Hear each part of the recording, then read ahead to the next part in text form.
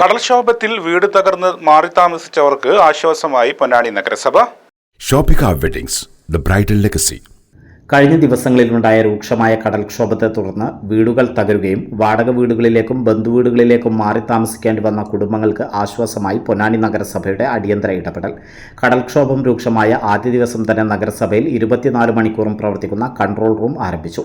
Chairperson CV സുധയുടെ നേതൃത്വത്തിൽ MES കോളേജിൽ ദുരിതാശ്വാസ ക്യാമ്പ് സജ്ജമാക്കുകയും ആവശ്യമായ മുൻകരുതൽ നടപടികൾ സ്വീകരിക്കുകയും ചെയ്തു. ദുരിതബാധിത കുടുംബങ്ങൾക്ക് സർക്കാരിന്റെ ധനസഹായം ഉൾപ്പെടെ എല്ലാ ആനുകൂല്യങ്ങളും വേഗത്തിൽ ലഭ്യമാക്കുന്നതിന് നടപടികൾ പുരോഗമിക്കുകയാണെന്ന് ചെയർപേഴ്സൺ CV സുധ അറിയിച്ചു. നഗരസഭയ്ക്ക് നൽകാനുണ്ടായിരുന്ന എല്ലാ സഹായങ്ങളും അടിയന്തരമായി ഉറപ്പാക്കുമെന്നും അവർ പറഞ്ഞു.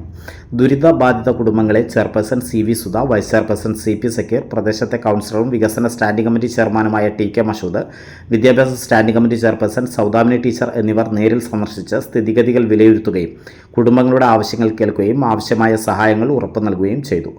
ദുരിതബാധിതരെ പുനരധിവസിപ്പിക്കുന്നതിനും അവരുടെ ജീവിതം സാധാരണ നിലയിലേക്ക് തിരിച്ചെത്തിക്കുന്നതിനുമായി നഗരസഭ തുടർന്നും സജീവമായി ഇടപെടുമെന്ന് അറിയിച്ചു.